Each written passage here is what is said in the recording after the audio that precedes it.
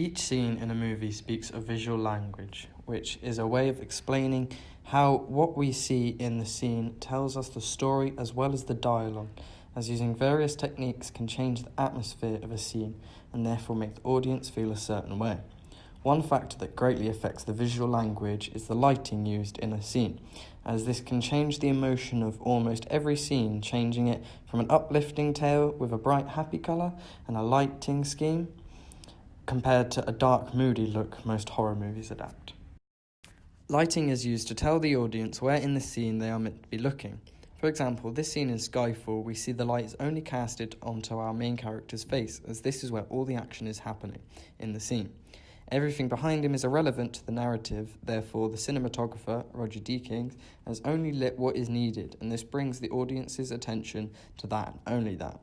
This technique can also be used to distract the audience from the action, meaning when it comes into the scene, you are startled by it, as your mind naturally focuses on where the light is instead. Sinister 2 has a jump scare scene where we see our character casting a torch down a hallway, where he sees the silhouette of a small boy. As he torches down the hallway, the figures disappear until two appear when the torch goes away again. Until finally, after moving the light back and forth, our main antagonist appears in front of our character. As our mind was following the light, we look back from where the character appears, and this is where the light would have gone before. Because of this, the audience are not expecting the character, giving it the petrifying effect that would have been less significant if it wasn't for the use of a practical light.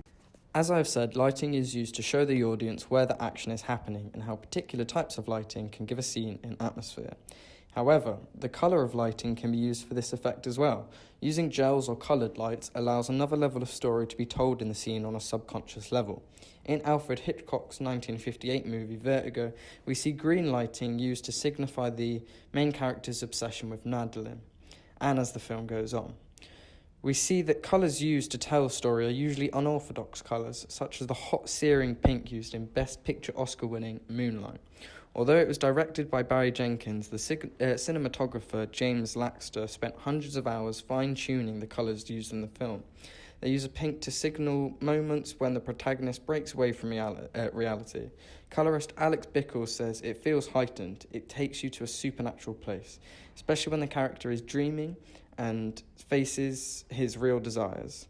Colour can be seen in movies throughout time, going back to the early 1900s, when directors would use different shades in movies. Nevertheless, cinematographers, including Bickle, says, "The last thing I want anyone to think while watching a movie is, God, the colour in that scene is great, or it's terrible."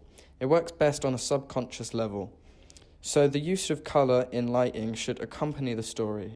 Going back to the basics, your generic lighting setup will consist of 3 different lights. While seen in Christopher Nolan's The Dark Knight interrogation scene, we see cinematographer Wally Pfister starting the scene with a very simple low-key lighting, to the point where the Joker, our antagonist, can barely be seen. Suddenly, Batman appears and we see the use of the 3 lights on the Joker.